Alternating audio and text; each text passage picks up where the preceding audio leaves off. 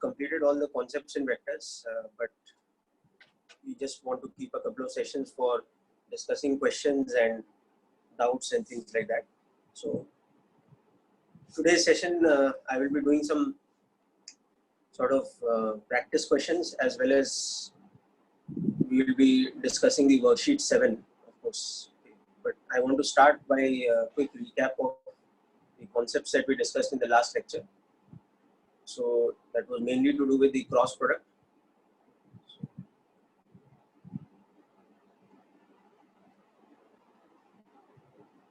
So quick recap of what we learned about the cross product. So we saw definition wise cross product was given by this relation A cross B is a vector quantity whose magnitude is AB sine theta and whose direction is given by n cap, okay, where we understand that mod of A cross B, which is AB sine theta, is also interpreted as the area of the parallelogram of vectors A and B.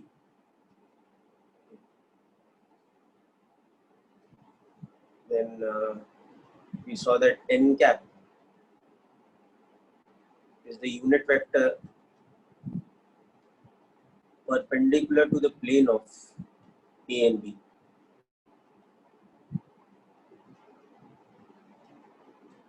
By right hand palm rule.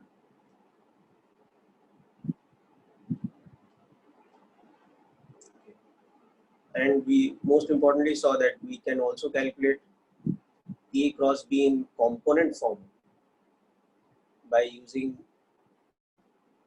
the determinant of this 3 by 3 matrix.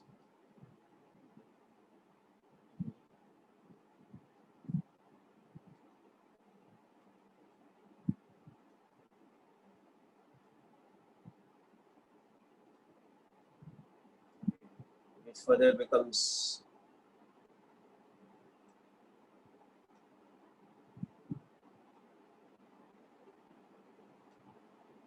this.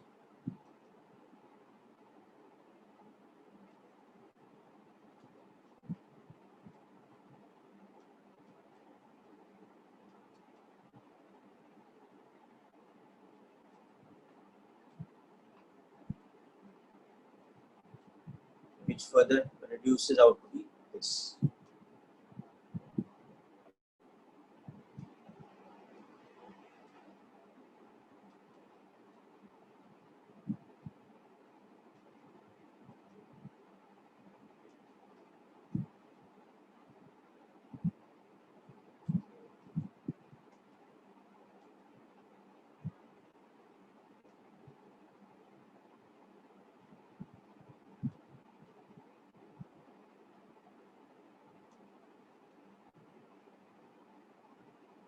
Okay, so rather than try and remember this lengthy formula, we just use the matrix of the determinant of the matrix method.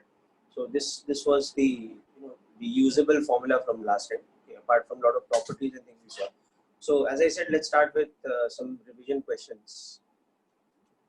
Then we come to the worksheet.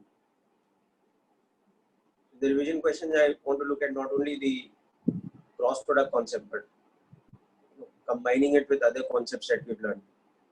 So we'll start with this example. Given that A cross B has a magnitude which is √3 times their dot product, and mod A is equal to mod B is equal to 10 units. So find mod of A minus B. Let's try this out.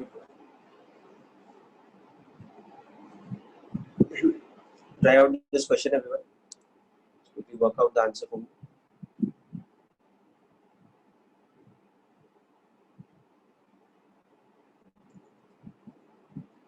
Yes, very good, sir. That's correct.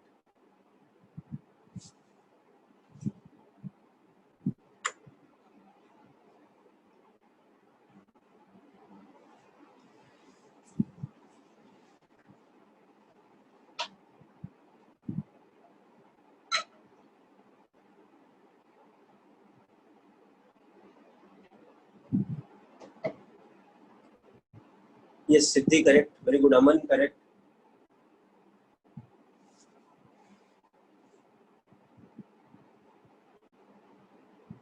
Vineet correct.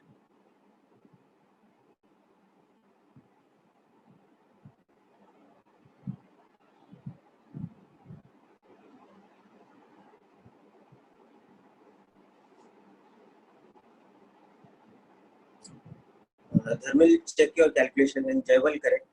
Haripriya correct.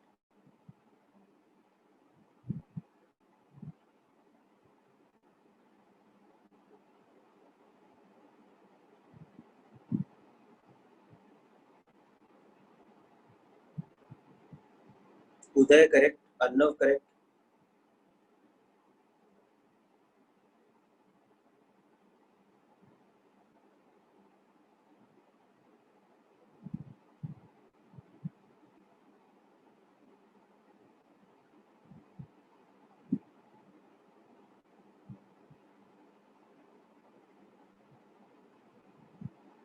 Yashovardhan correct. Jayani correct. Snikita correct.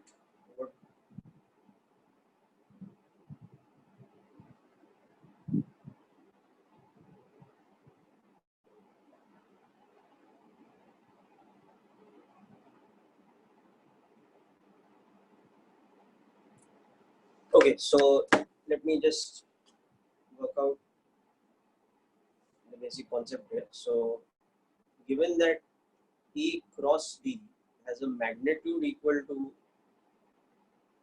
root 3 times A dot B, that implies that EB sine theta is equal to root 3 times EB cos theta, which implies that tan theta is equal to root 3 and theta is acute. How I know theta is acute? Because cos theta is a positive quantity.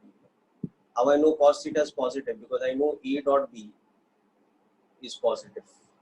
Because A dot B is 1 by root 3 times mod A cross B, and mod A cross B has to be a positive quantity. It does not have algebraic sign. So that means theta is equal to 60 degrees. So that's it. Therefore, I know that mod of A minus B become root of E square plus B square minus 2AB cos theta. In that I have the value of theta, and I have A and B equal to 10 each.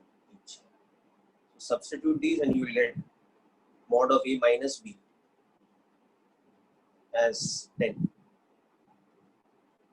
So this should be the final answer. Okay, so this was this particular question.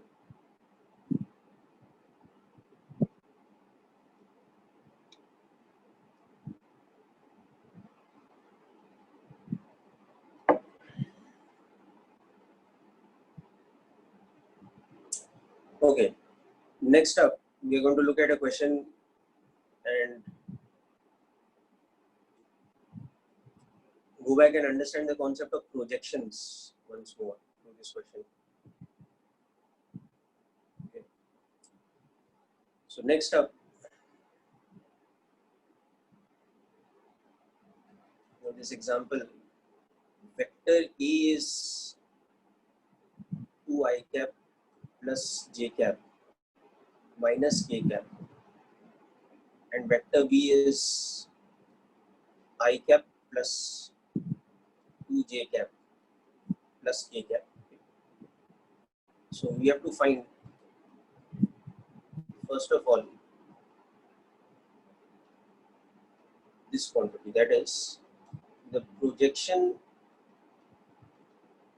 of vector E along vector B in vector form, and its magnitude, or in magnitude form. So projection, as you know, is the same thing as component.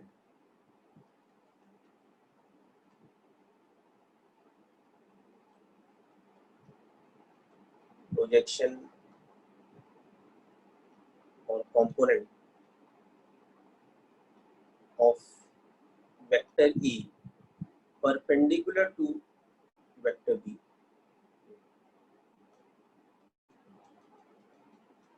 in vector form.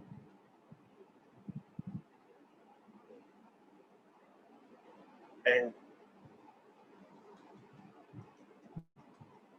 its magnitude.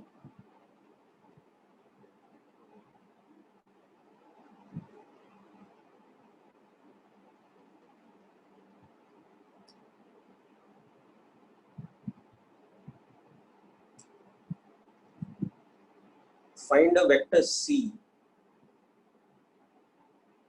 such that magnitude of C is equal to 5 and magnitude of C is equal to √3 and C is perpendicular to the plane of A and B. Or in other words, C is perpendicular to both A and to B. So just think about this question carefully as you're doing it, okay? And try to understand each and every part and work it out quickly.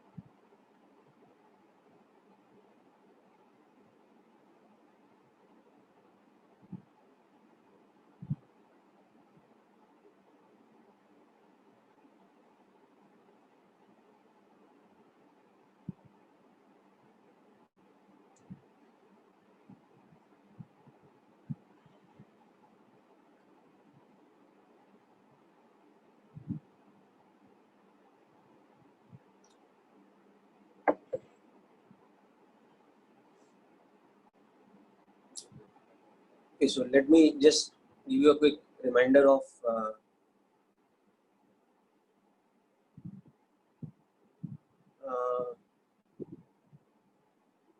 the method that you have to apply in this type of question. So what happens is, if we have, suppose, two vectors,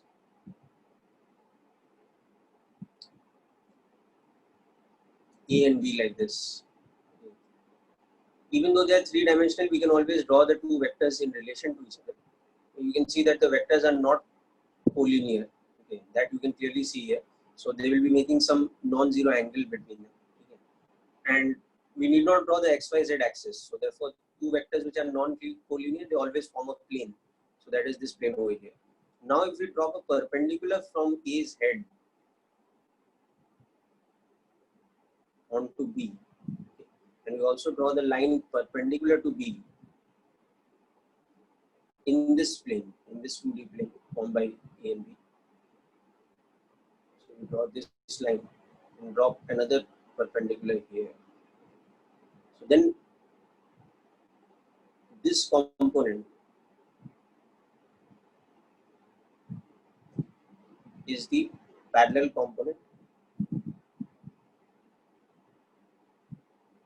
The component of A parallel to B.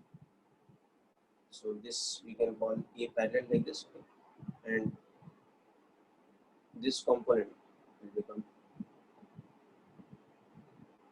the perpendicular component. So we can call this like this. Okay.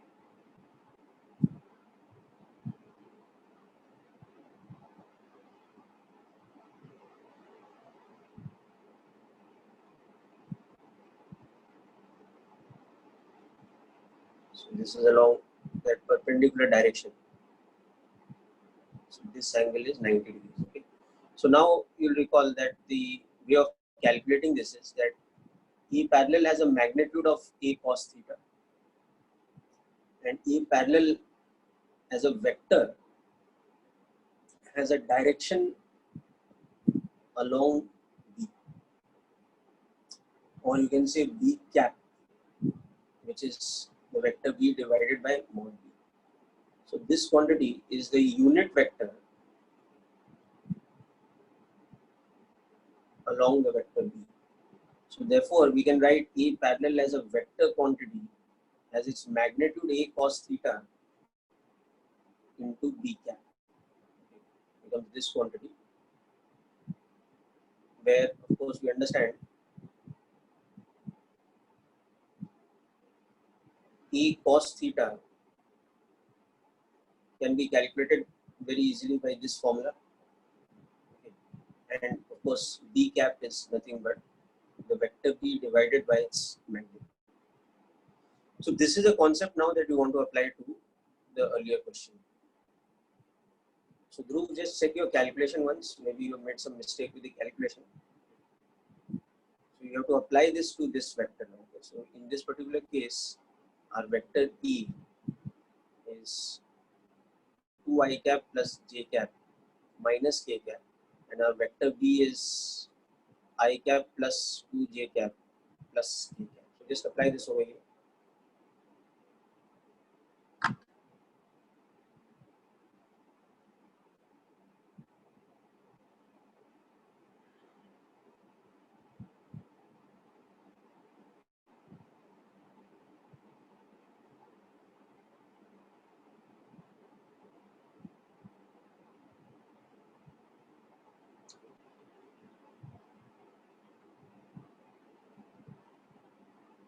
Yes, Utsav, your answer for the magnitude is correct, but you have to also give it as a vector.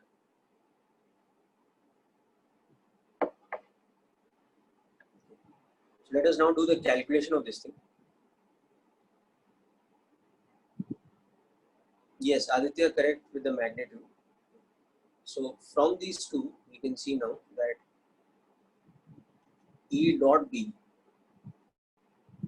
is how much? It is 2 into 1 plus 1 into 2 plus minus 1 into 1, right? So that is 3. Okay. And we can see that magnitude of B is root of 1 plus 4 plus 1. So that's equal to 6. Okay. So we can see that E cos theta, which is the parallel component's magnitude, this quantity is becoming 3 by root 6, or we can write that as root 3 by 2, or we can write that as root 6 by 2, whatever. All of these are okay. So, and also B cap, which is vector B divided by its mod, is equal to I cap plus 2J cap plus K cap divided by mod B, which we just saw as root 6. Okay. So therefore, my final quantity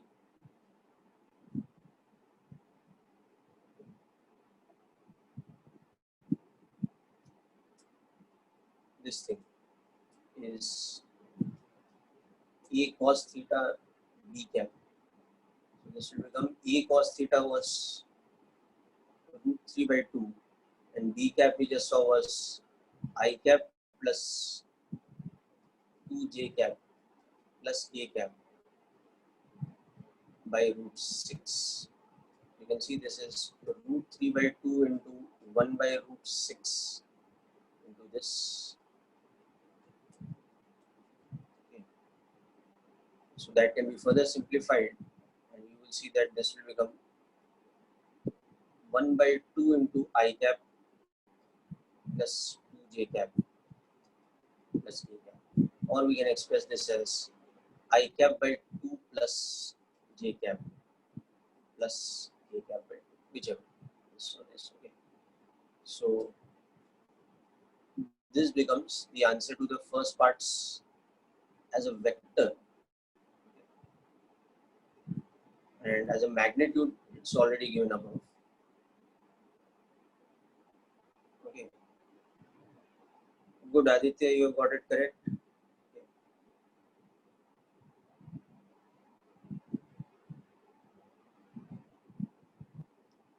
So as a magnitude it was this.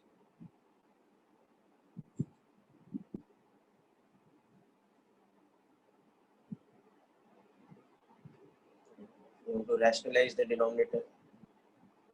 So this is the answer to the first part.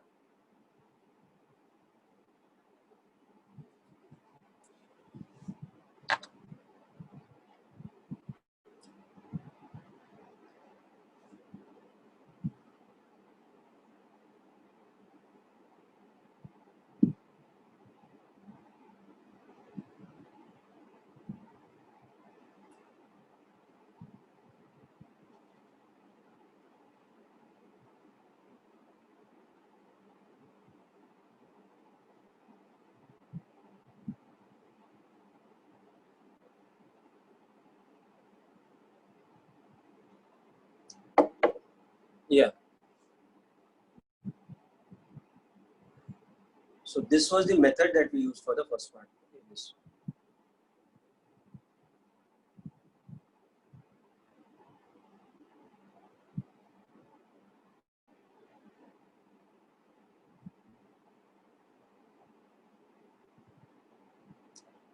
Okay, Yashwardhan, let me verify that for you.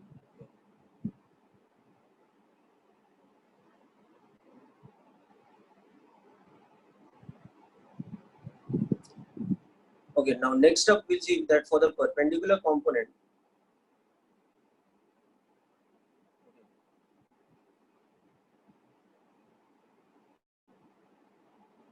what we can do is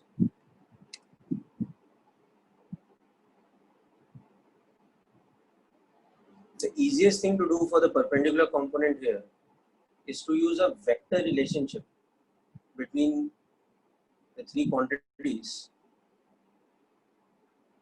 Just a moment.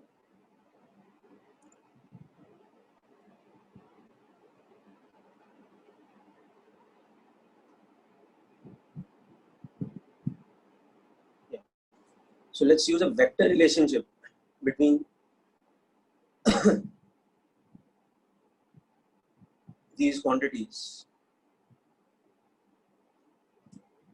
The perpendicular and parallel component and the vector E itself. This is the sum of E parallel and E perpendicular.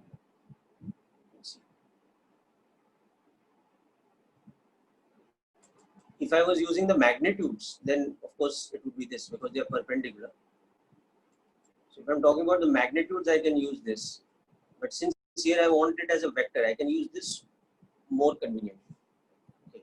So as a vector, the perpendicular quantity component can be expressed as simply the original vector E minus its parallel component. This is more convenient. Okay. The original vector E was 2i cap plus j cap minus k cap, and the perpendicular component we just saw was I cap by 2 plus j cap plus k cap by 2. So as a vector quantity, this will become 3 by 2 I cap, 2 minus half, then 0, okay, and then minus k by 2, so that will become minus 3 by 2 k cap. So this is the perpendicular component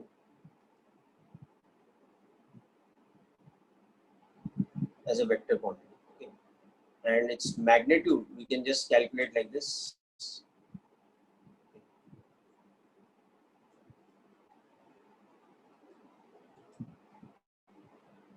So that will become 3 by 2 root 2 or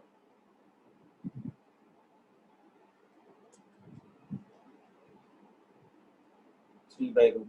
Okay, so this, even this is correct on its own. something wrong here.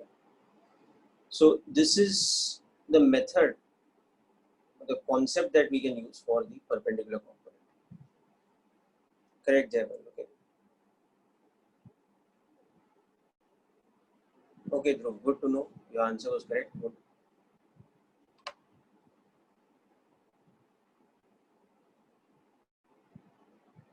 Yeah, Aman. So as you can see in the vector diagram, the sum of the perpendicular and the parallel component is nothing but the vector E. Okay. So this is just like saying that, suppose you just took this direction as your x-axis and this direction as your y-axis, because they are perpendicular axis. Okay. And then any arbitrary vector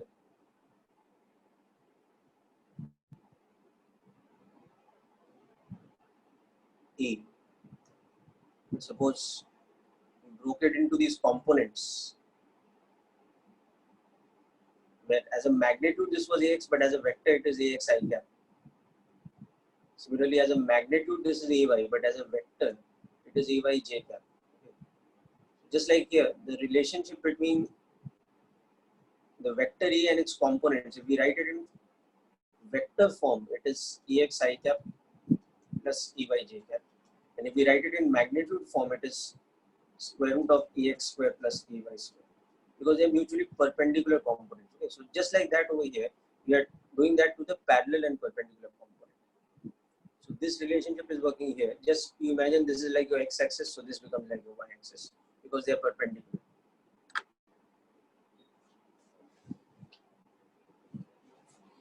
Okay, so hope this is clear, people.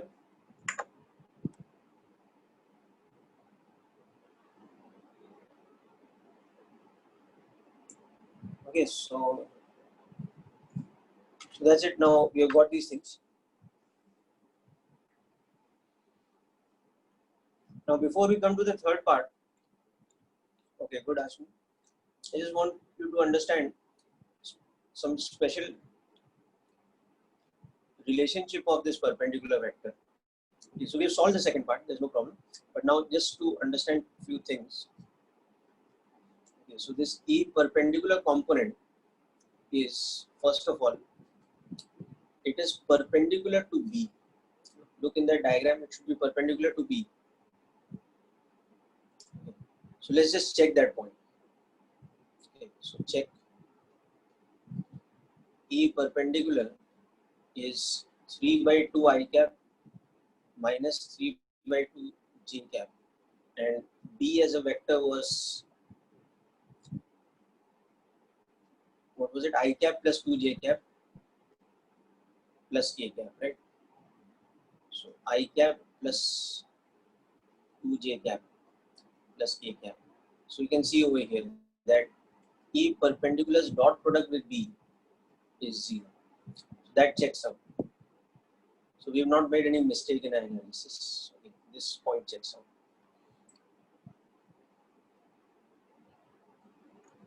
Okay. Then secondly, this also has to have a relationship such that also A parallel square plus A perpendicular square should be such that when I square root that, that should be equal to E. So let's check that out.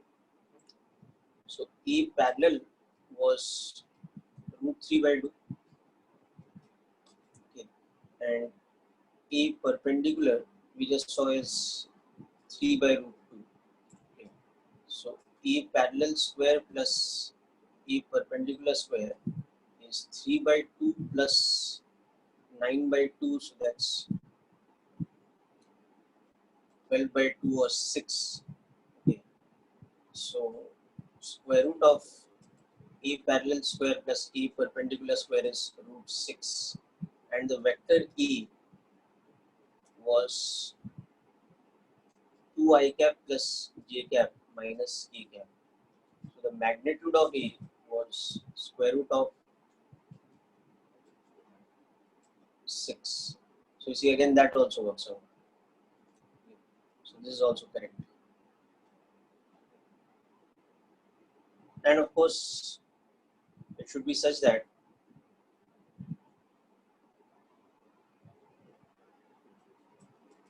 if we do the vector sum of A parallel and A perpendicular, we should get the vector E.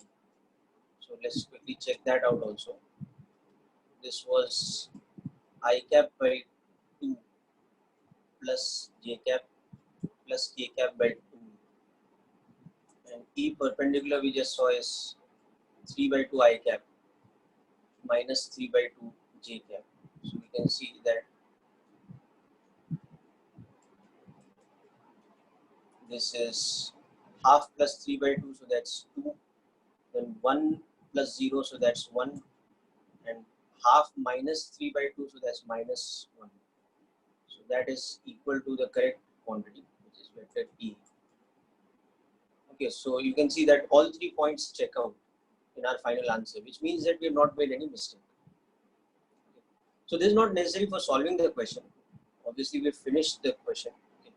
But these are 3 important relationships or 3 important checkpoints between the vector E and A parallel and A perpendicular, which you can see over here. Okay, so just make a note of this and then come to the third part.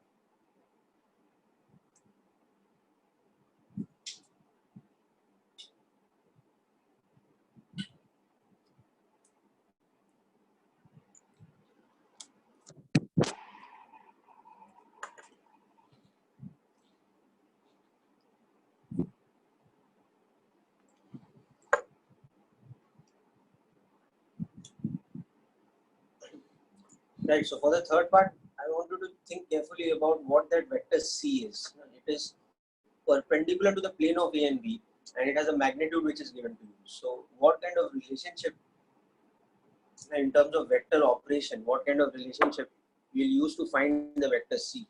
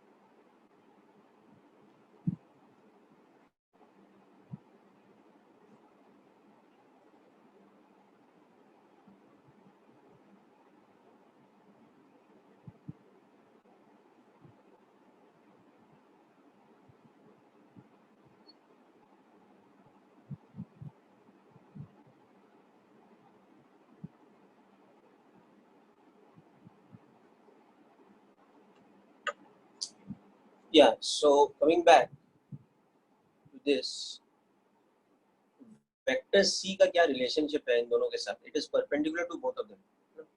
So in this arbitrary diagram, with this is A and this is B. Incidentally, in this case, I have chosen 2 vectors which have same magnitude. So actually, these arrows should be of same length. But anyway, it doesn't really matter for us. Okay. So A was this vector 2I cap plus j cap minus k cap, and B was this vector I cap plus 2j cap plus k cap, and C is a vector perpendicular to the plane of A and B, okay, such that magnitude of C is root 3. Okay.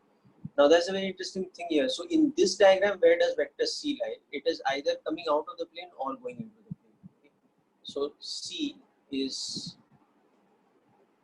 either into the plane, okay, or coming out,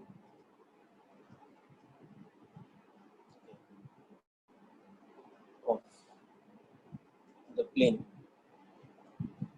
of what? Of the screen. Okay, that is A and B's So you can see that here A cross B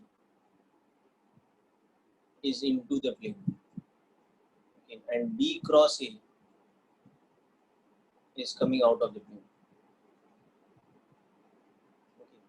So if you look at n cap as A cross B divided by mod of A cross B, that is a unit vector into the plane. Okay. And therefore minus n cap will become a unit vector coming out. Okay. If I define n cap this way, okay, so therefore the vector C should be written as plus minus of root 3 because it could be either going in or coming out n cap. Now the only thing is we have to find out n cap how much it is. So for that we have to use this operation, this particular operation. Okay. So this one has to do with application of cross product.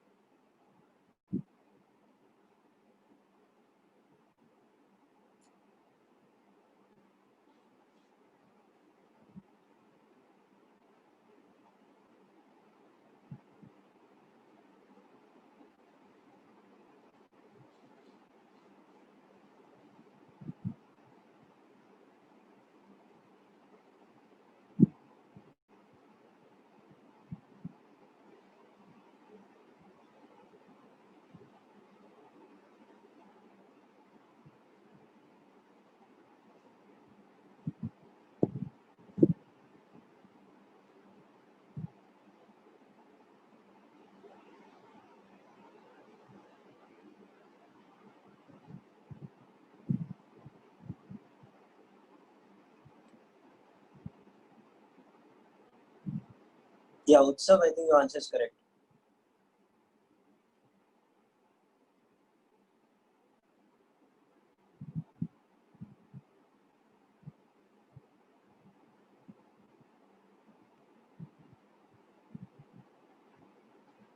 So to now find the vector C, first I have to find A cross B and then find its unit vector. Or for that matter, you can do B cross A also, it doesn't matter, A cross B or B cross A, whichever one. And find its unit vector. So you'll get the unit vector going into the plane or coming out of the plane. And then just you multiply it with either plus root 3 or minus root 3. And this means that basically C could be either of two vectors. This means that vector C has two solutions.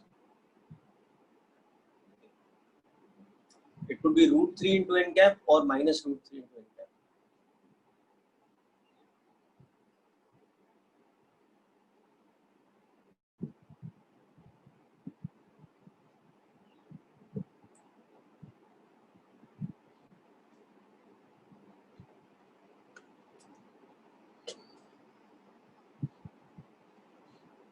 Okay, so let's start by solving for n cap. So you can see that A cross B, you will just write as the determinant of this three-dimensional matrix. So A's components were 2, 1 and minus 1 and B's components were 1, 2 and 1. So further this will reduce to I cap multiplied by this 2 by 2, which is the second and third column. So 1 minus 1, 2, 1. The middle term, remember, always comes with a minus sign, and into this determinant, which is the first and third column, excluding the middle column, that is 2 minus 1, 1, 1, plus K cap again with the first and second columns terms, so that is 2, 1, 1, 2. So next you solve this, so this becomes 1 minus of minus 2 I cap minus of 2 minus of minus 1 J cap plus of 4 minus 1 K cap. this becomes 3 I cap minus 3 J cap, and again plus 3 A cap. So this is our quantity A cross B. So obviously its mod becomes 3 root 3, square root of 3 square plus 3 square plus 3 square. So it is 3 root 3. Okay. So therefore, n cap, which is a unit vector going into the plane,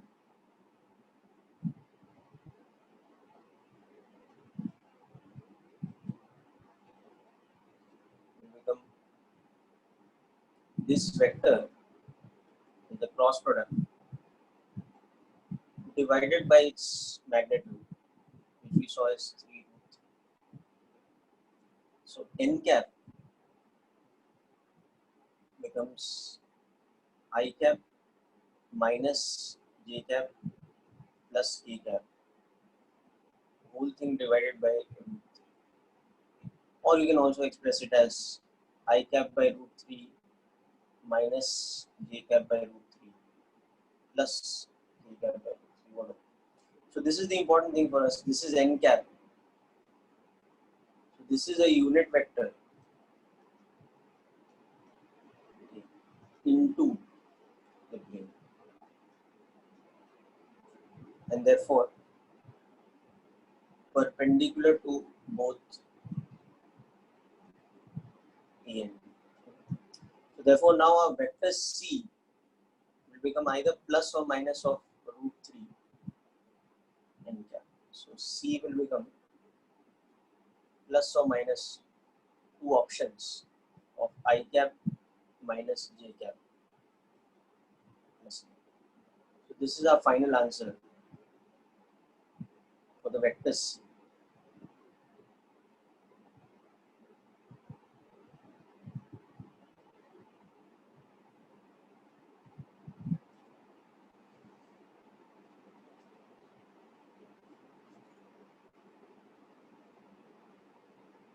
It will come 0. And a dot product of A and C will come 0. You can see that vector A is 2 I cap plus J cap minus J cap.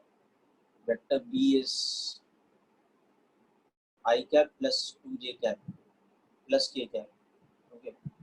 So E dot C देखो कितना आ रहा है? Okay. This do it. So we'll get 2 by root 3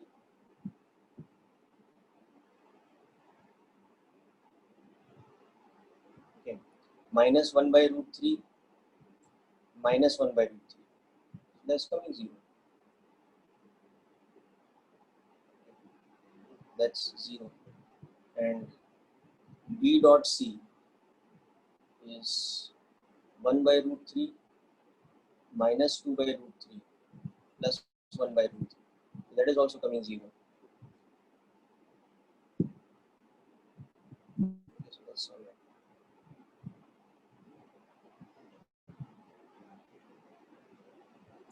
Ask me why it can be negative also. See, this unit vector n cap is going into the plane of A and B. But what is the condition given on C? Sorry, condition given on C is that it is perpendicular to both A and B. So C can be going in also, C can be coming out also. The vector C can be into the plane or it can be coming out. Both options are there. So it's not a uniquely defined vector. There are two possibilities.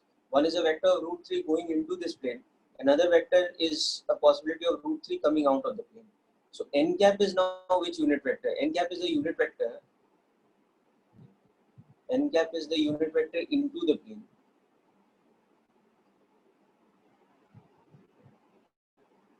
Okay, of vector A and B drawn over here on plane. Okay. So minus n cap is the unit vector coming out of the plane. So that is why the vector C can be plus or minus both.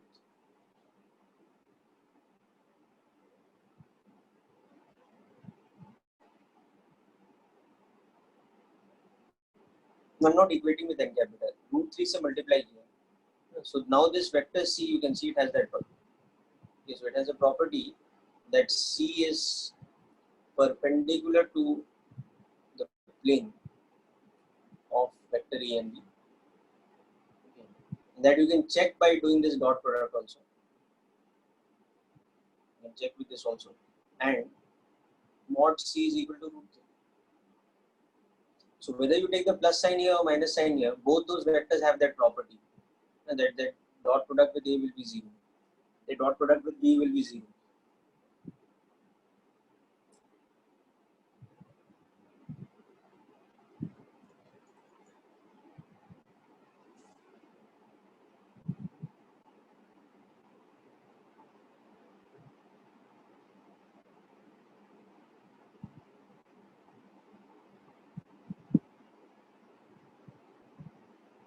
Oh, right. The root 3 is not there in the dot product. I have taken with n cap. Correct. So actually these terms are not there. Just this.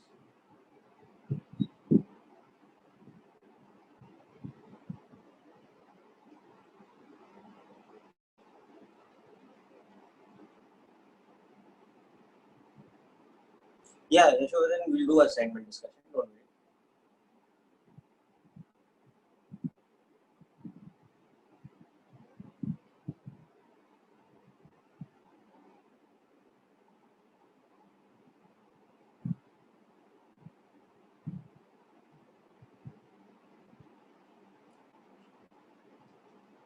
Just a moment, people.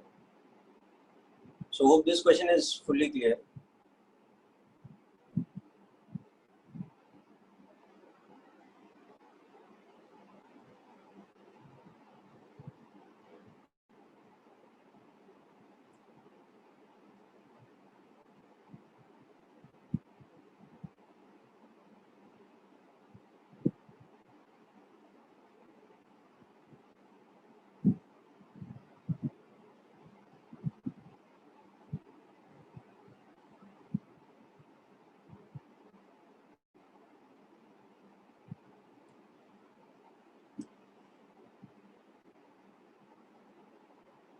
Yes, if two vectors are parallel to each other, their cross product will become 0.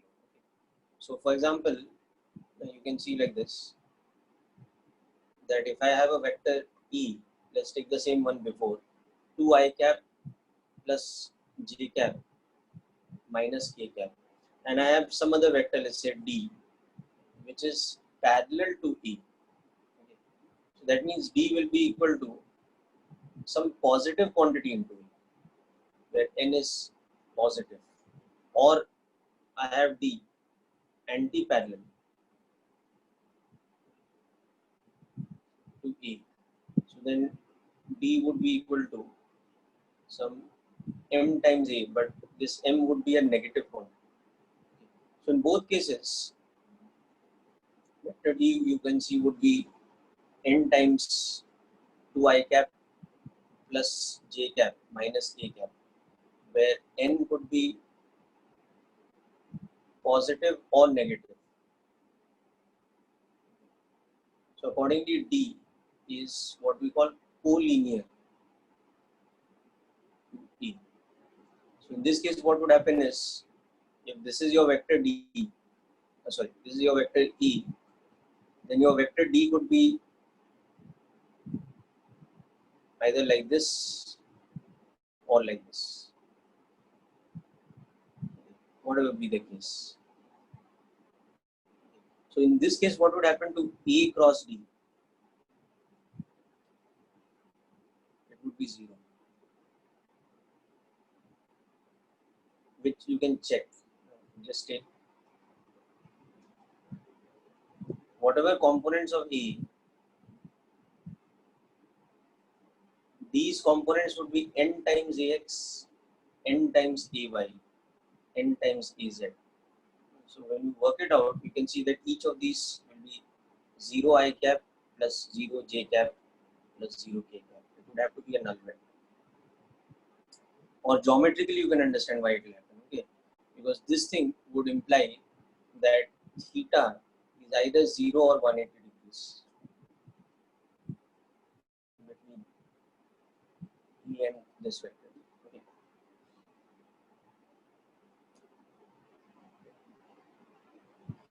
So that is why if we take collinear vectors A and D, okay, their cross product has to be 0. And their relationship between them has to be such that one vector is a multiple of the other.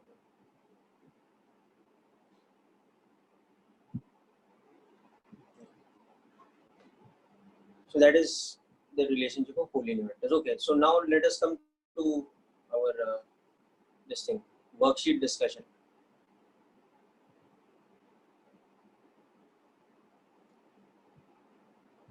So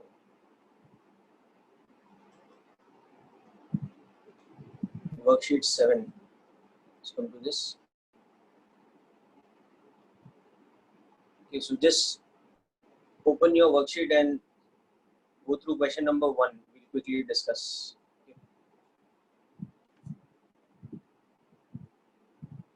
So we will just go through question number 1. We'll start the discussion. Just give me a minute.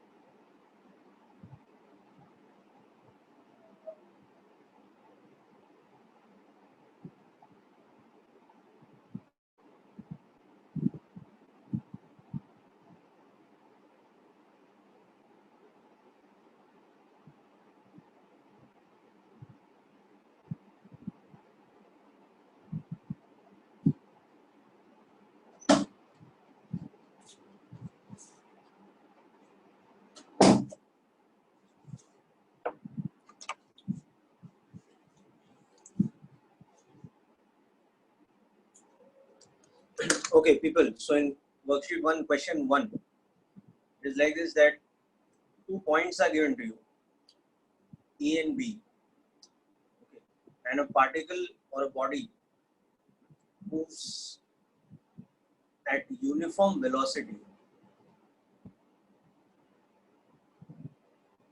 of some magnitude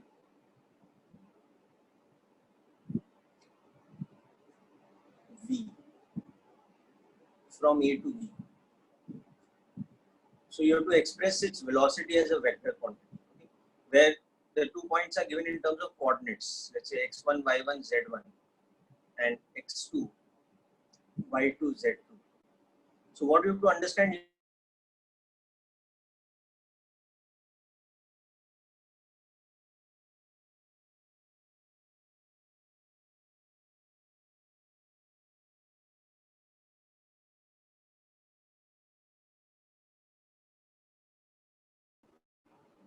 then we can say here that the displacement vector can be written in component form using the components from A to B. The displacement vector S will simply become, the x component will become x2 minus x1. The y component will become y2 minus y1. And the z component will become z2 minus z1. ऐसा हो जाएगा. So now I know the displacement vector. Okay. Now in the same thing, if I write the velocity vector, you will see in the same diagram how does the velocity vector look. The velocity vector points in the same direction, only its magnitude is different. The velocity vector is also vector in the same direction. Okay. So the velocity as a vector, okay, is in the same direction as S, that is A to B. Okay. Therefore, we can say that velocity is along the unit vector, let's say n cap, which is nothing but the displacement vector divided by its magnitude. Okay. So we can write the velocity vector as whatever its magnitude is into n cap, where n cap is the unit vector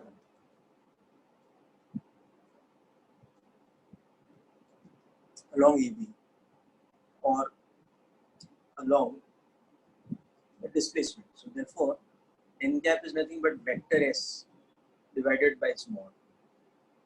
So this is how we can make use of the concept of unit vector to give the direction to the displacement vector. Okay. So when you work this out, I think you will get, in this particular case, you will get the displacement as 3i cap plus 4j cap in meters. Okay. So therefore, the unit vector of displacement you will get as 3i cap plus 4j cap divided by mod of 3i cap plus 4j cap. So that is this by 5. Okay. So this is a unit vector along AB. This is what we will get. So therefore, the velocity vector will become its magnitude, which is given to as 25 meters per second into n cap. So you substitute that here. So you will get it as this.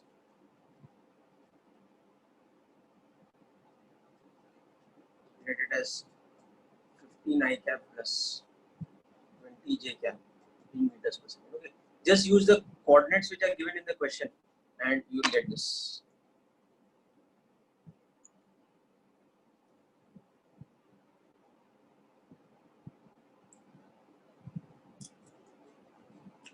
Time की जरूरत ही नहीं है ना. So in the first question, we don't need time because magnitude of velocity is given. Just the direction was required.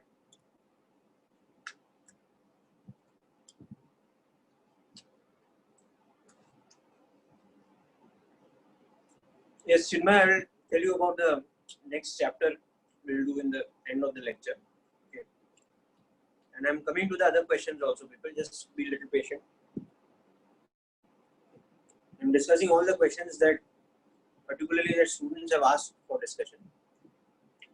So I will come to your particular doubts also. Don't worry. We have enough time. We'll cover everything today. Okay. So that was question number 1. Then question 2 is very simple. Like some of you asked it, but you can just apply the method that we did in the earlier question today. So we'll get the component. Question 2 and 3 are based on that. Now let's come to question 4. Okay, next up, we'll do question number 4. So just go through it.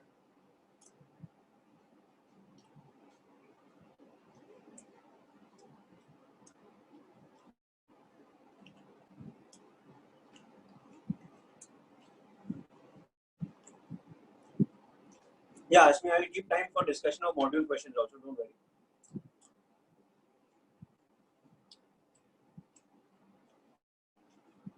Yeah, don't worry, madam.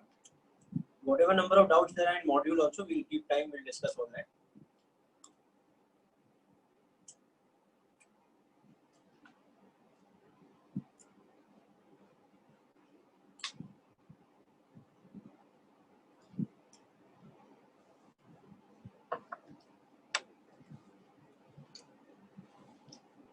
Okay, so let's come to question number 4 now. 2 and 3 you can do based on what we have discussed in class today in the earlier question. That question to do with projections. It's a smaller version of that question. So let's come to question 4. It says that there is a unit vector n cap in the xy plane, okay, such that n cap dot I cap is equal to 0.6. Okay. Then find n cap. Okay. So there are two approaches to doing this question. One is just use algebra. Okay. So algebraically, if you do, okay, you can do like this. Assume n cap is some xi cap plus yj cap.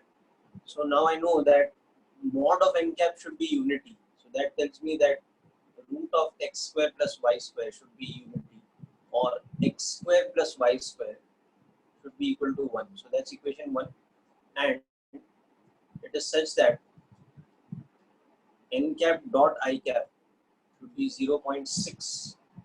Okay. So that means x I cap plus y j caps dot product with I cap should be 0.6. So that means x should be 0.6. So that's my second. Now solving 1 and 2.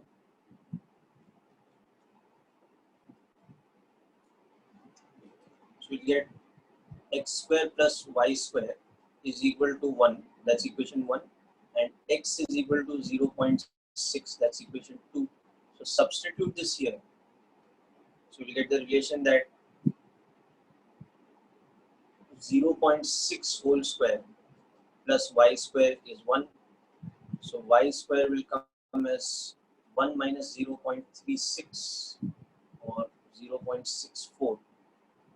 So y square minus 0.64 is equal to 0. Okay. Or y minus 0.8 into y plus 0.8 is equal to 0. So y is plus or minus of 0.8. So therefore n cap is 0.6 I cap plus or minus of 0.8 j cap. So again there are two solutions for n cap. N cap has two solutions, one with a plus sign and one with a minus sign. Okay. Now this, let me tell you, is a very lengthy way of doing the question. Okay. This is not the ideal way of doing the question. We can also interpret it geometrically, would be much easier. But anyway, this is the first method, this is the algebraic method.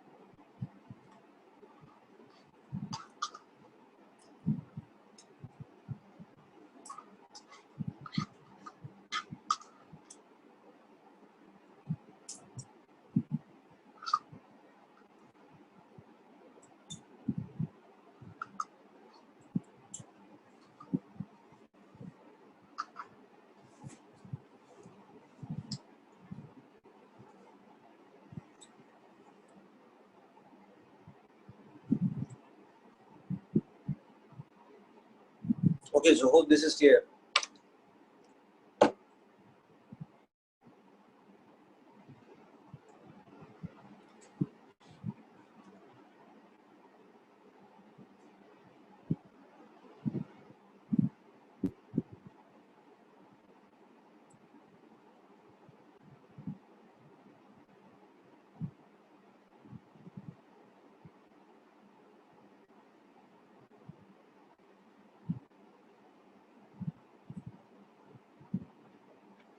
Now we can do this question much more efficiently if we just use geometrical method.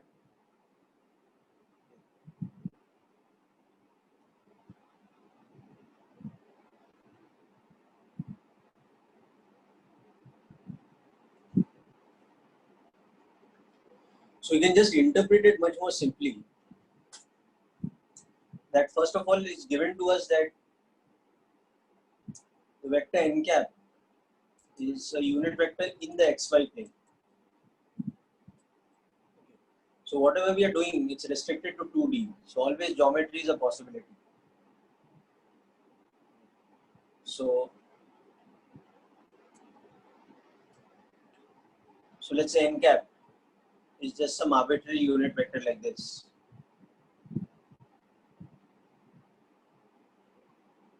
So magnitude 1.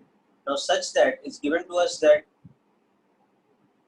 n cap dot I cap is equal to 0.6. Okay. So that means cos theta is equal to 0.6. Where what is theta? Theta is the angle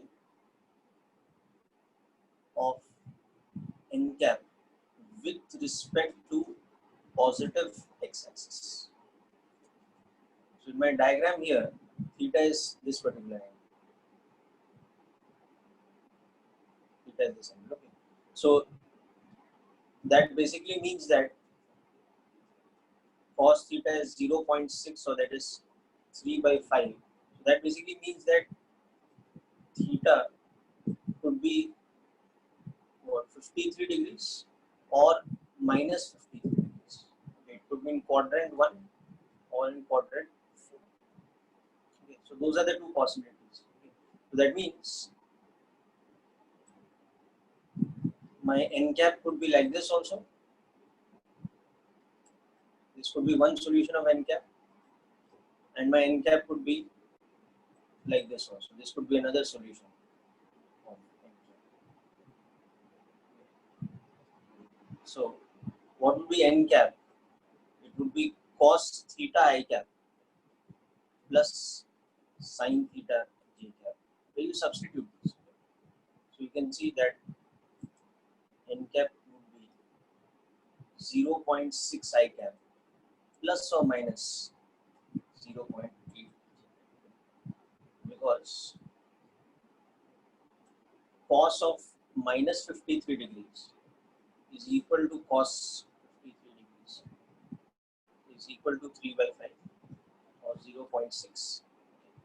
But sine of minus 53 degrees is minus sine 53 and sine 53 is equal to 4 by 5 or 0. Okay, so just use these values. So this is the simple geometrical way of understanding this. Much more simple, as you can see.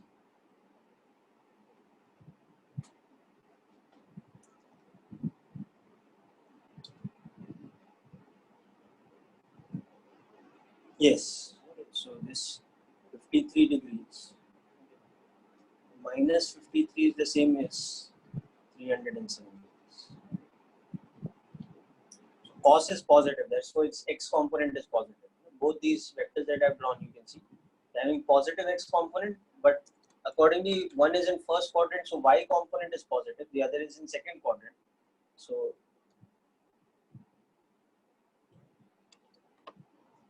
sorry, fourth quadrant, so y component is negative for the second one. Okay, so that's the fourth question.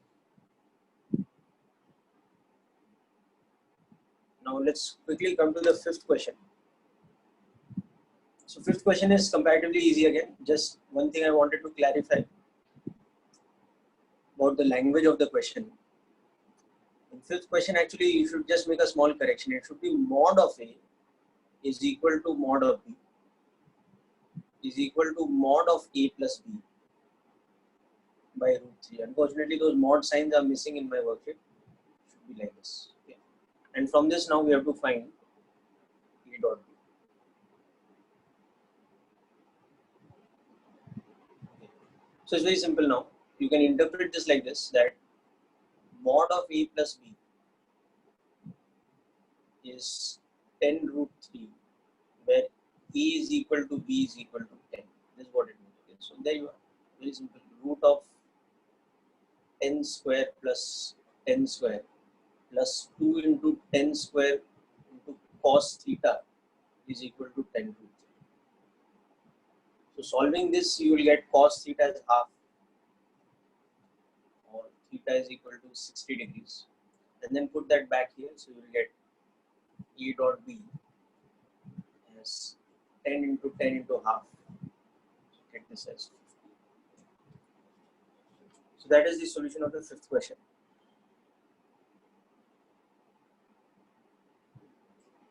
Okay, similarly, sixth is also an easy question. Okay.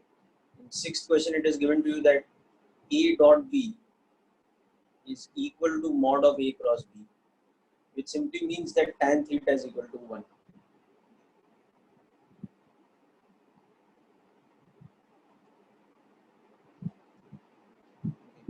So it means that tan theta is equal to 1. Of course, assuming that these are non-null vectors. There's also trivial solution, what we call, when one of the two vectors is null. But here we'll just exclude that. Okay, so that means theta is equal to 45 degrees or pi by 4. So cos theta will become 1 by root 2. So just substitute this for magnitude of A plus B and you'll get the correct answer. So a couple of comparatively simple questions, fifth and sixth.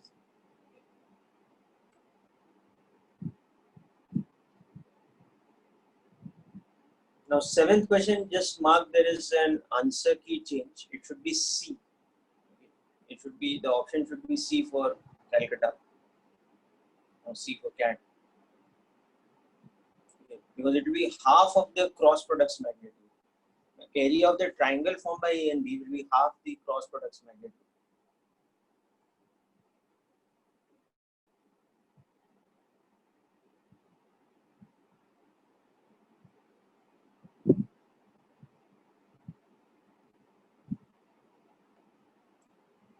So you can see in seventh question, okay, the correction is that the answer should be C. Okay. Now, in terms of concept, the question is like this: that if you form the vector triangle formed by A and B,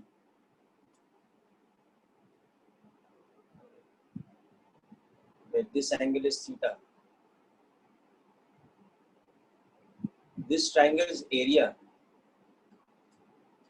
okay, is base into height by 2. That is magnitude of A into magnitude of B sine theta by 2. So that area of the triangle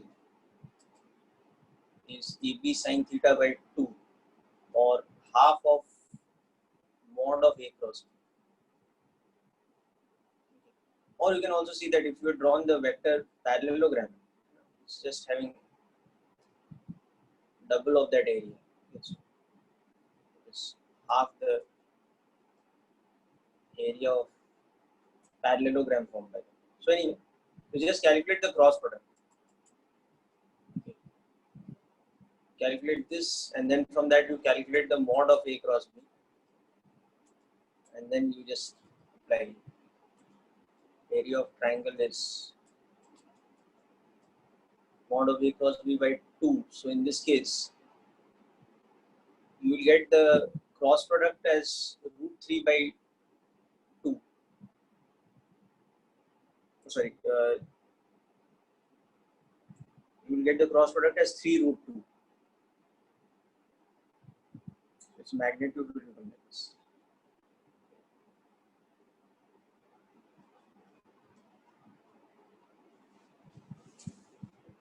That should be the answer of the seventh question.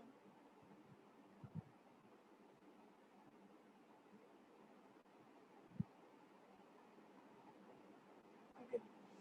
Eighth question is something back to simple stuff about resultant and all that. It's like a revision question.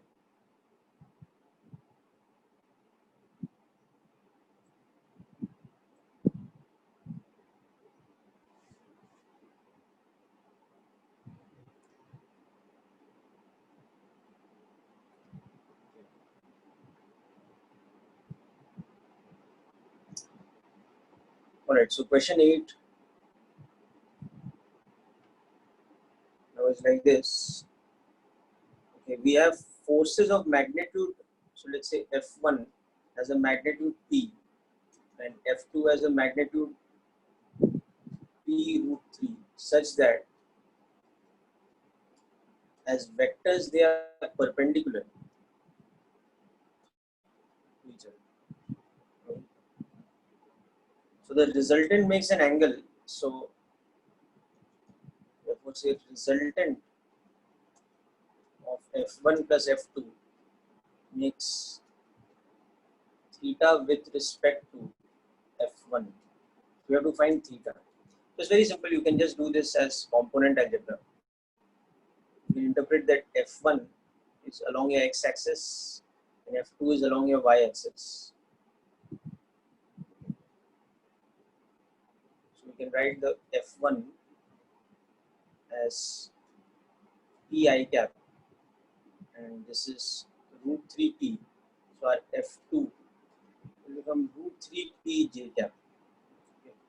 So the resultant of F1 and F2 you can see here will be very simple. The vector sum of these two. Something like this.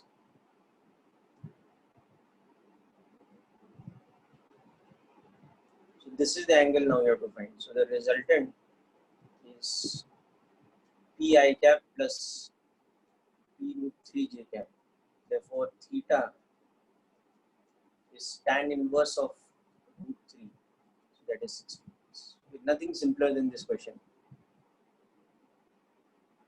Very, very straightforward, direct application type of question.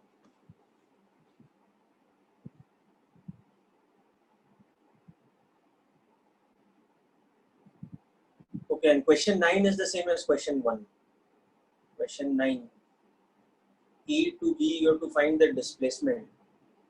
So the displacement will just be x2 minus x1 I cap plus y2 minus y1 j cap plus z2 minus z1 j cap, where x1, y1 and z1 are the coordinates of A, and similarly those are the coordinates of B.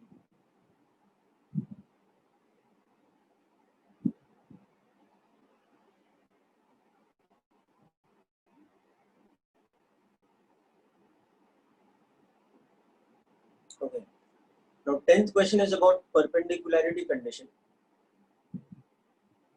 So let's see about this.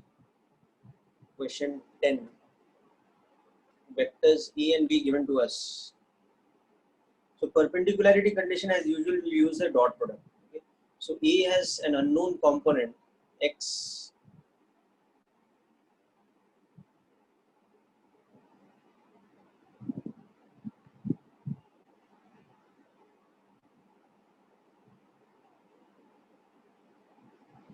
And Y also has that same unknown, but as part of its Z component. So B is 2 I cap minus 4 j cap plus x cap. Okay. So E is perpendicular to B will imply that E dot B is 0. Remember, this is always the easy way to calculate the perpendicularity condition. So here 2x minus 8 plus 2x is 0. That will simply give you x is equal to 4. Simple.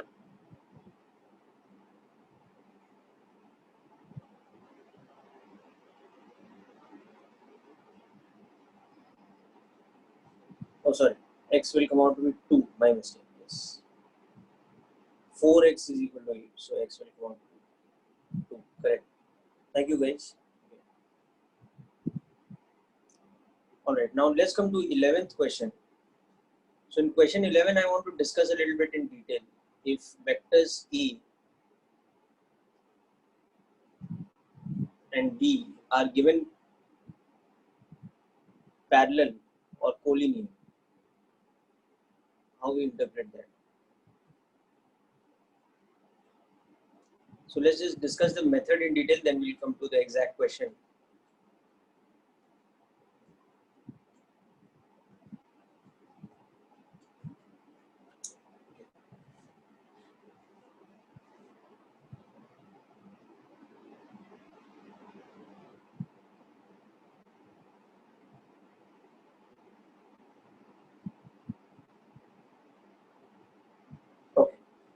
let's understand this. So condition for A and B to be parallel vectors.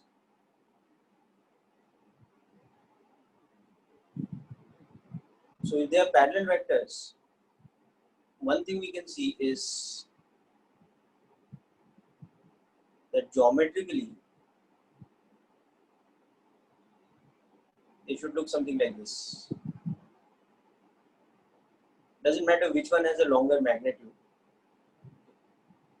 So one way to express it is that E cap should be equal to B cap. That is, a unit vector along the vector E is identical to the unit vector along B.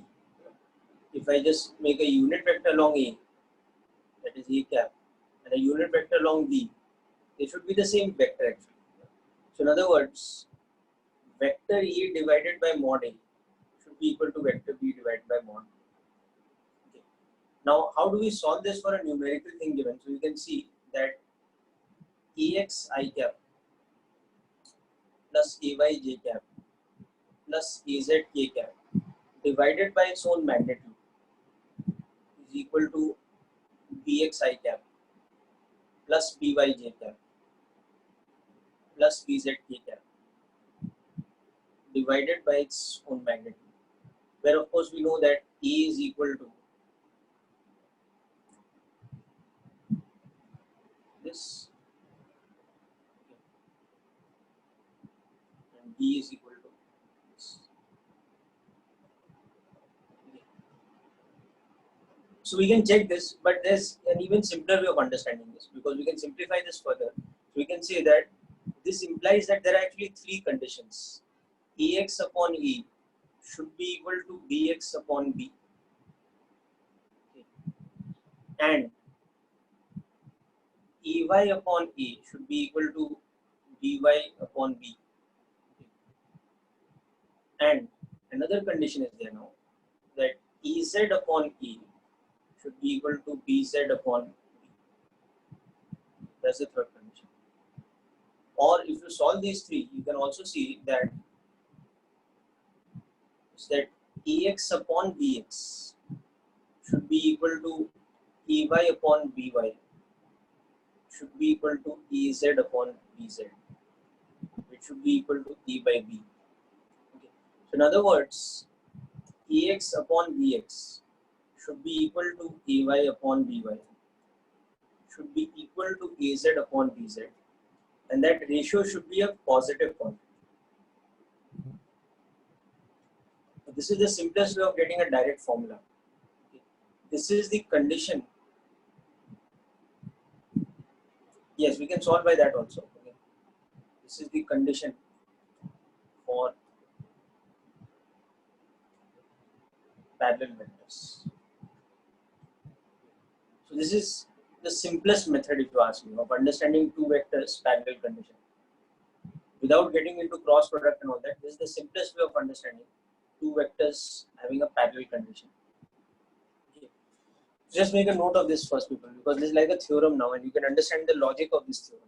Just like the simplest way of checking perpendicular condition is that A dot B should be 0.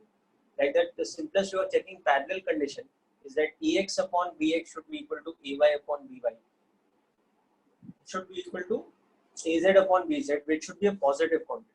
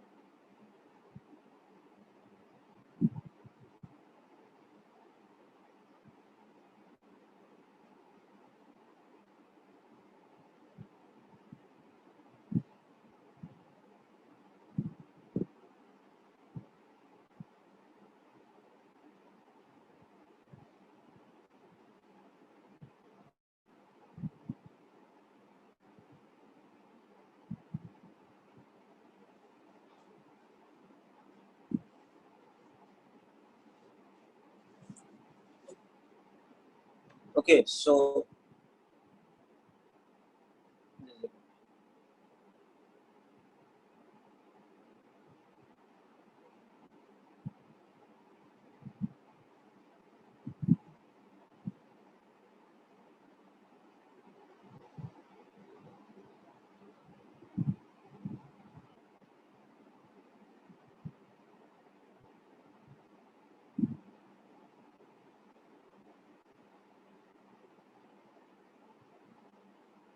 here we should understand one more thing,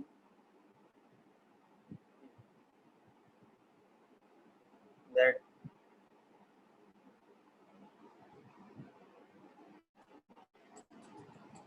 if the vectors A and B are anti-parallel, that is, suppose the vector A is like this and the vector B is now opposite in direction.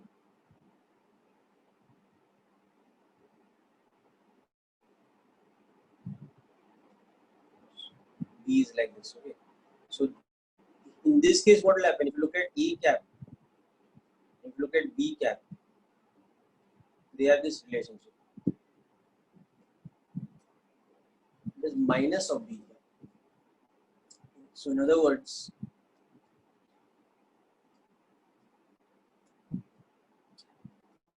so here also what will happen?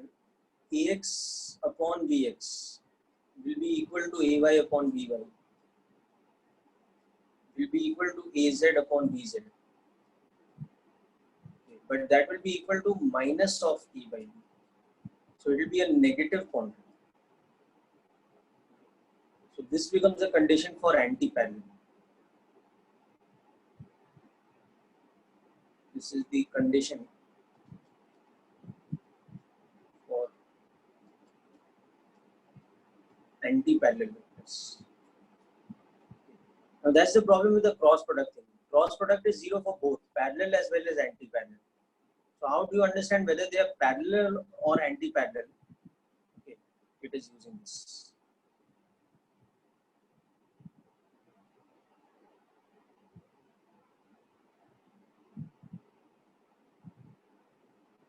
Okay, so you'll see that both in the case of parallel as well as anti-parallel, the cross product is zero.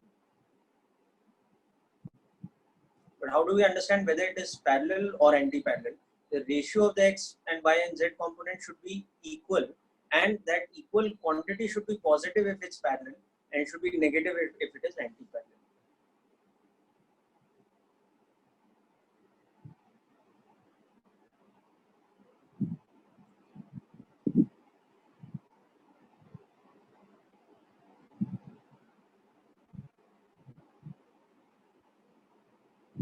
So another way to understand the same thing you'll see is that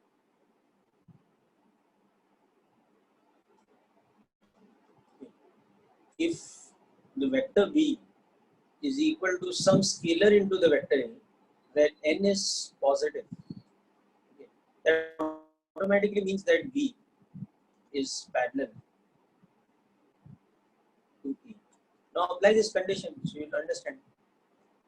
Bx I cap plus By j cap plus Bz k cap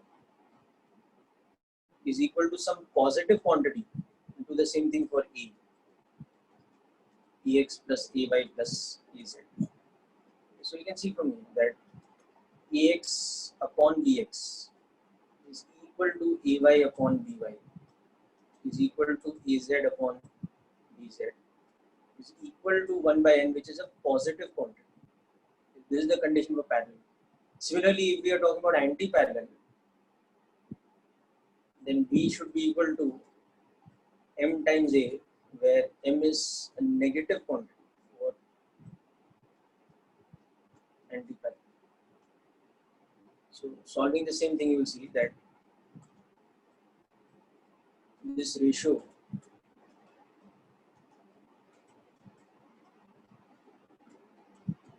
is a negative quantity for anti-parallel. So that's another way of understanding the same thing. that we use unit vectors earlier to understand, we can also just use the relationship between A and B, that one is the multiple of them. Okay. But the other thing to understand here is that in both cases, that is parallel or anti-parallel, okay, A cross B is equal to 0. So therefore, we cannot use this for an exclusive condition. This is a condition for what we call collinearity, that is parallel or anti-parallel. Collinear vectors, that is A and B are along the same line. Line has no particular direction, so that includes their parallel or anti-parallel. Okay. So that is why in the case of parallel separately or anti-parallel separately, it is better to use the above condition, that the ratio of x, y, and z components, rather than use the cross product equal to 0. So just make sure that you understand this properly. And now let's question.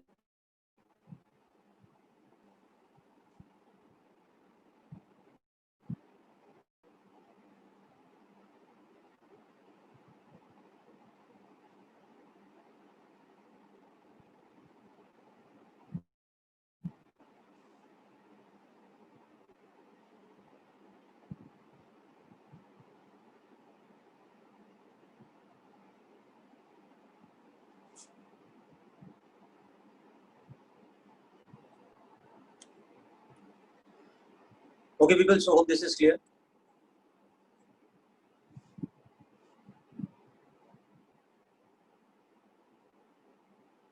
Okay, so now you'll see there's a small technical problem in question 11.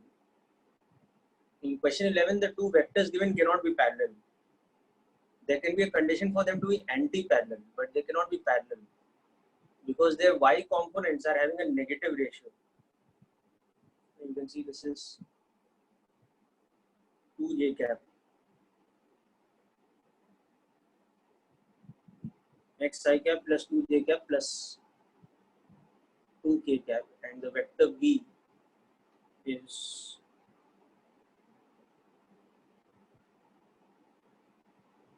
two I cap minus 4j cap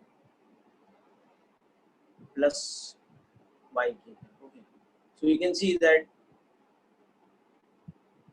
ax upon bx is equal to ey upon by is equal to az upon bz. Okay.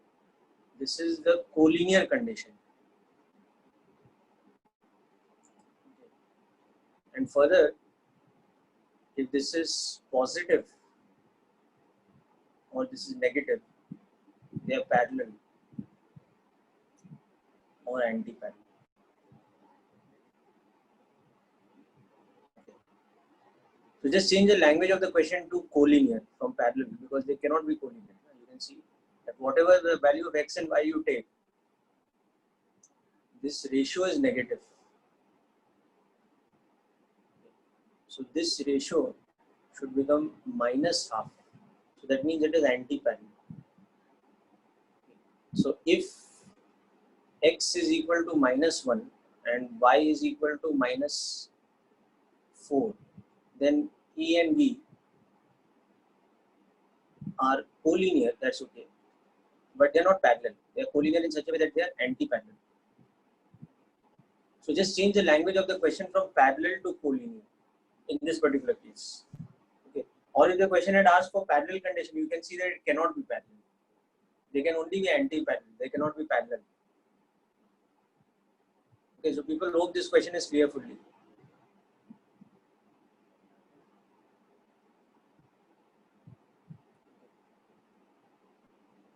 They cannot be parallel.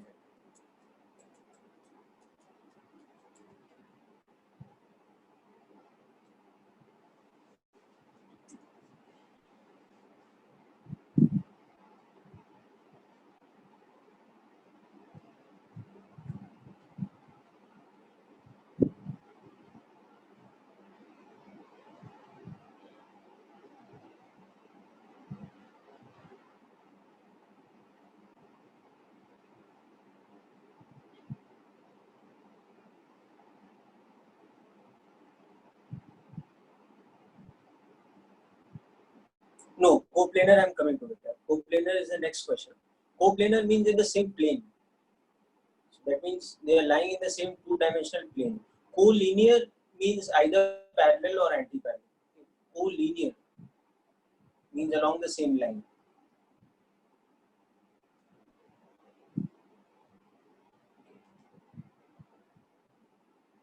So they are either parallel or anti-parallel. Okay. Now question 12 is to do with coplanar condition. So let's understand that in detail.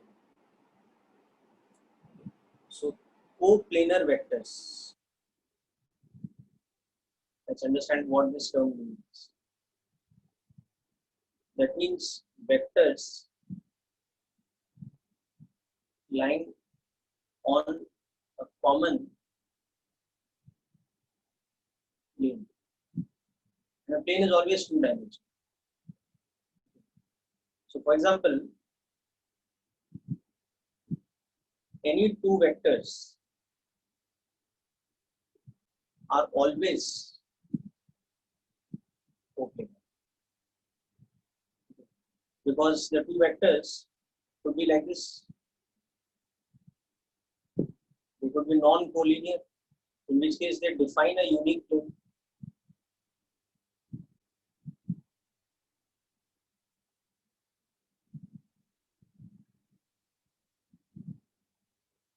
So non-collinear vectors A and B, they define a unique plane. There's only one plane in which they lie. That is the plane of this triangle. So that is the plane of the triangle or parallelogram in Mumbai. Whereas you could also have a situation where the two vectors are like this.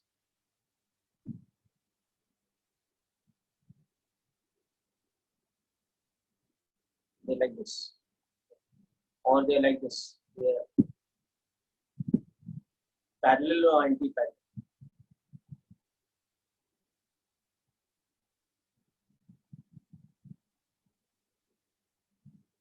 Just a moment.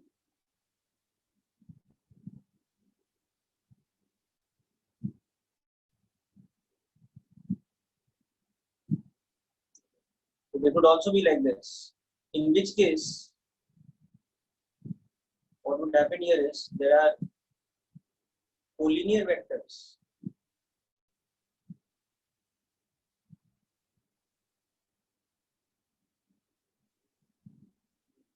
There are infinite common planes.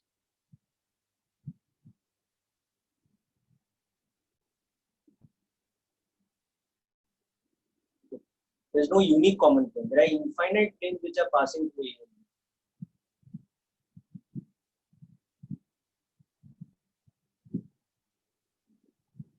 But in either case, they are always coplanar.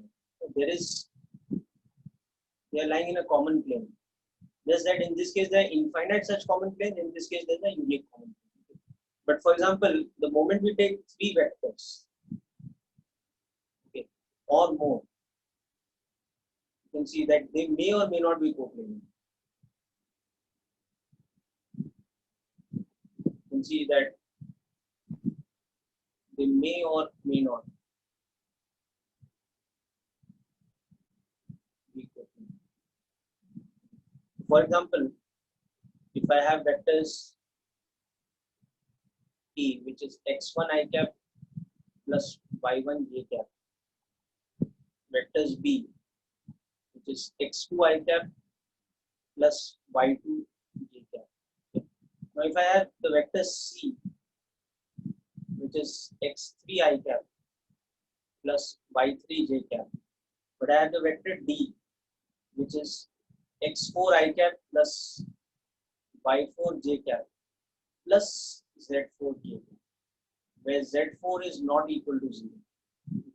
The moment I have this, you can see that E, B, and C, they are coplanar. they lie in the common XY plane. But E, B and D are by definition non-coplanar.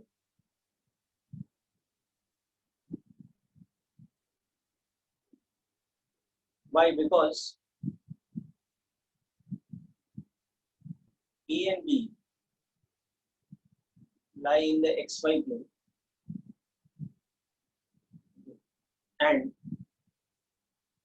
D has a component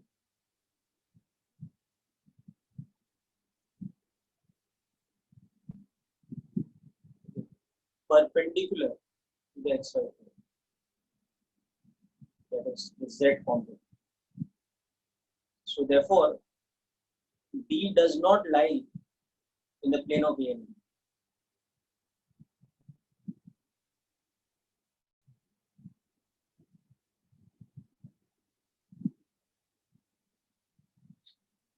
Because this Z component that D has, it is perpendicular to both E and B. Therefore, this cannot lie in the plane. Okay. So that's just an example. Now we'll see how to actually find the condition for three vectors to be coplanar. Because I've just taken an example where two of them are in the XY plane. So we can just make use of our XYZ coordinate system to understand that C is coplanar, whereas D is non-coplanar.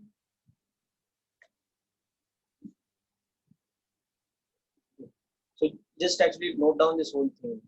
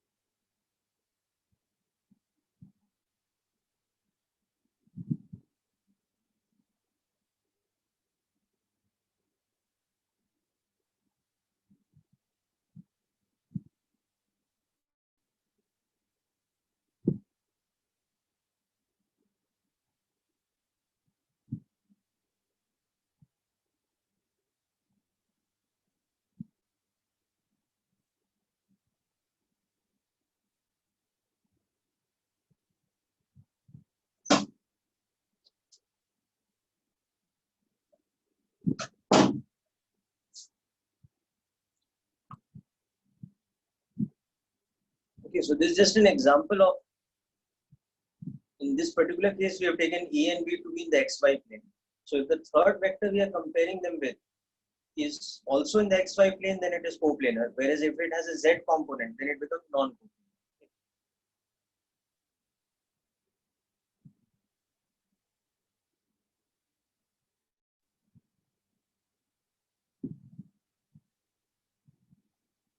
Now next we'll see how to check the general condition. Suppose A, B and C, all three of them are having all three components. They are all three are three-dimensional vectors. So how to check the general condition for coplanarity versus non-coplanarity? Let's understand that next thing.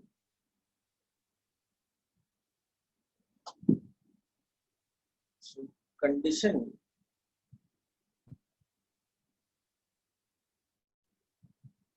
for three vectors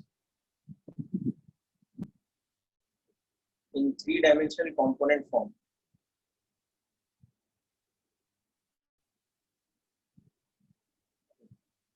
to be coplanar.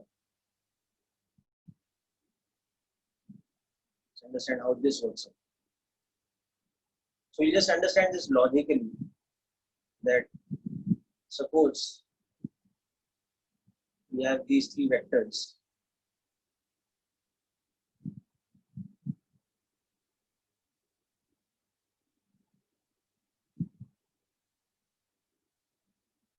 They happen to lie in the plane of the board, which is not necessarily the XY plane, it's just some arbitrary common plane.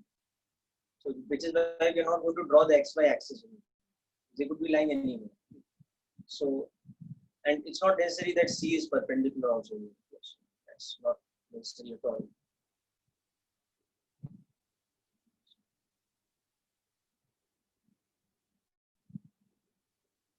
Just some arbitrary vectors. So you can see that if A, B, and C are coplanar,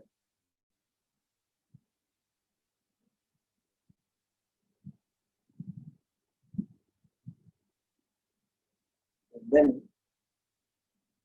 for example, the vector A cross B is perpendicular to A and B, and therefore A cross B is also perpendicular to C.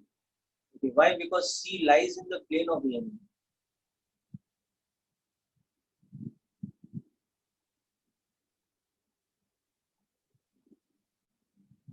Right? So just imagine in the above diagram, for this particular case, A cross B ka direction coming out of the plane. So naturally C is also lying perpendicular to that, because C is in the plane of the paper. So anything coming out of the plane, C will become perpendicular to it by definition. Right? Understood? That is the whole thing. But similarly, so if C is perpendicular to A cross B, it means that you can say that C's dot product with A cross B should be 0. This becomes the condition. Now, likewise, we can also say, for example, that A cross C, for example, is perpendicular to the plane of A and C. Okay. Therefore, A cross C is perpendicular to B. Okay. And therefore, that would imply that A cross C is dot product with B.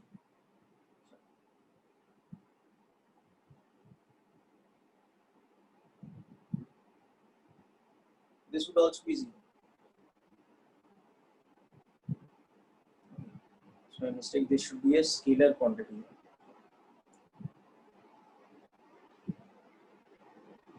So, you'll see that the moment we are saying that, the earlier quantity is 0, that also implies this quantity is 0.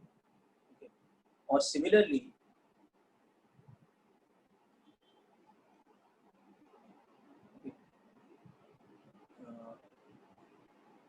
A dot B cross C would also be 0, because A would be perpendicular to B cross C. So this becomes the condition for coplanarity.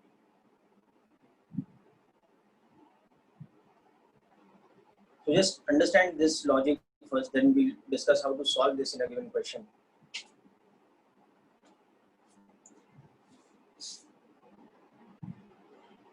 So if three vectors are coplanar, okay, then the cross product of any two of them will give dot product with the third one equal to 0.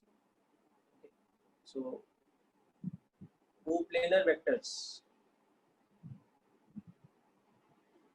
are such that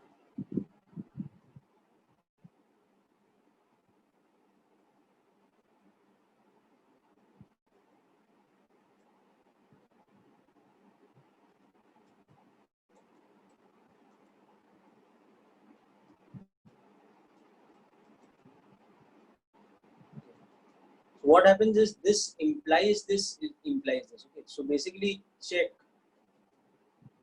any one of the three.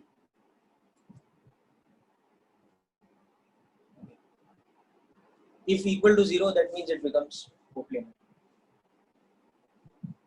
Any one of these three, you just check.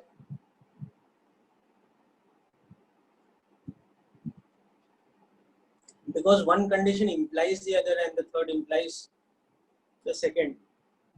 So we can check any one of the three. It will automatically imply all three, and it will automatically imply that the three vectors given to us are coplanar.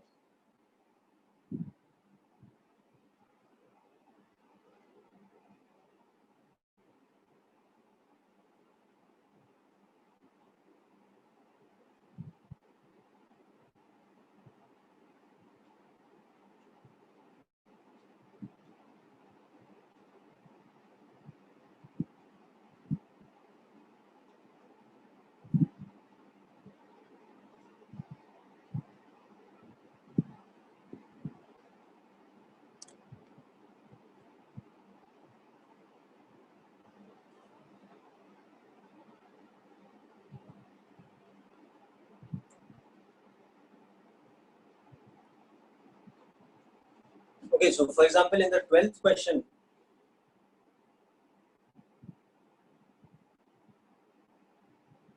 we can just take cross product of any two of the three vectors given, and then take dot product with the third one and put the condition for it to be 0. So we'll get the condition for coplanarity.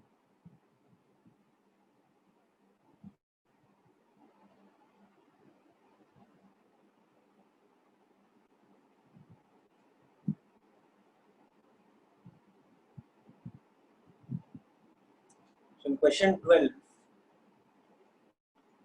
we are given two known vectors and one unknown vector.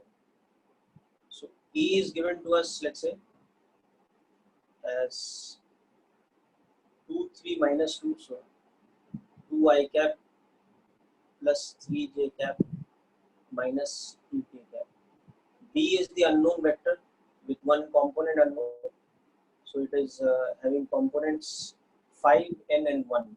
So 5i cap plus nj cap plus k cap. And C is again a known vector. So that is having components minus 1, 2, and 3. So minus I cap plus 2j cap plus 3k cap. Now we want n such that the three vectors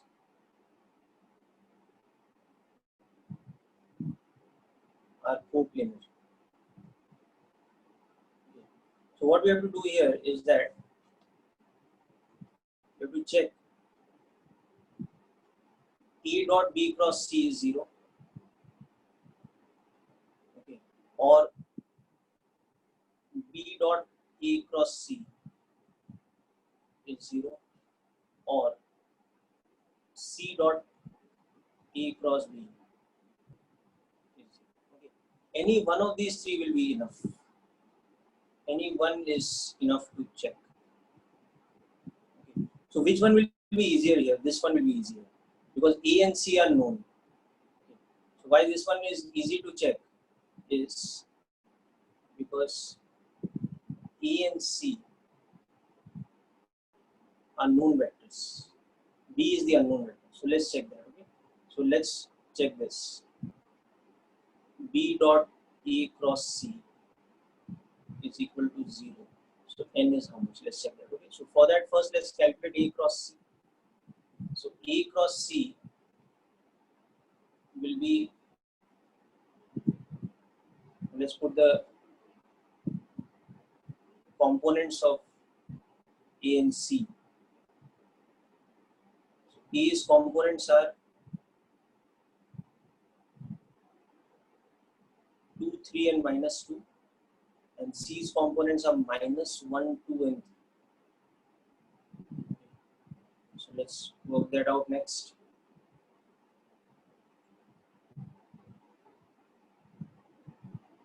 So this is becoming 3 minus 2, 2, 3 I cap minus 2, 3 minus 1, 2 j cap plus, oh sorry, minus, not correct, 2 minus 1 minus 2, 3, and then finally plus 2, 3 minus 1, 2 j cap. So this will give us 9 plus 4, so that is 13 I cap, and 6 minus 2 is 4, so minus 4 j cap, and 4 plus 3 is 7. Okay, that's correct. This is our A cross C. Now we have to put the condition that B's dot product with this is G. So B dot A cross C will become the dot product of B, which was having components 5, n and 1. 5 I cap plus n j cap plus k cap. Dot product with 13 I cap minus 4 j cap plus 7 j cap should be 0. So 65 minus 4n plus 7 is 0. So 4n should be equal to 72. N should be equal to 3. This should be our answer. So the moment we put n equal to 18, it means that the vector B, which will become 5 I cap plus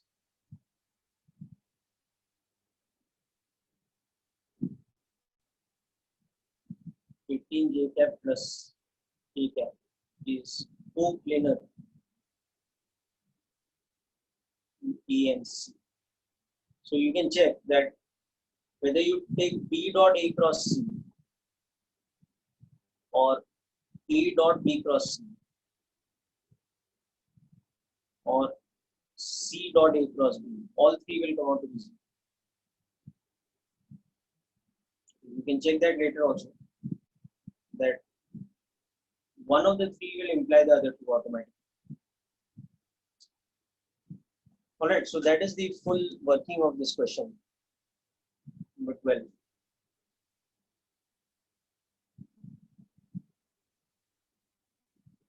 No, it is 9 plus 4 beta. Farhan, you can check that matrix. It is 9 plus 4 because it is 9 minus or minus 4. See in this matrix?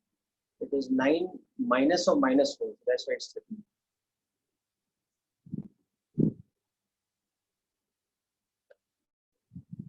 Okay, Farhan, hope that is clear.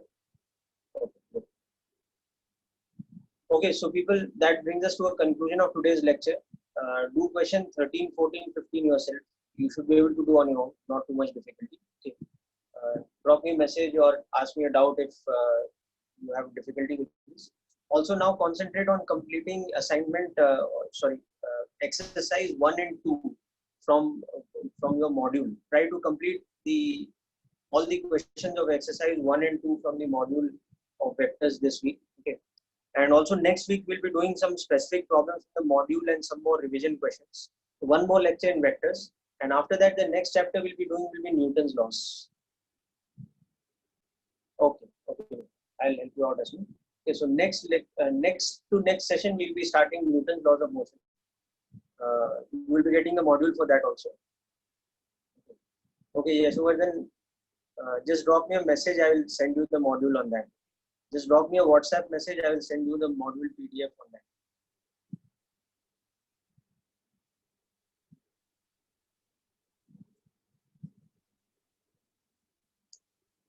Okay, so that's it for today, guys. All the best.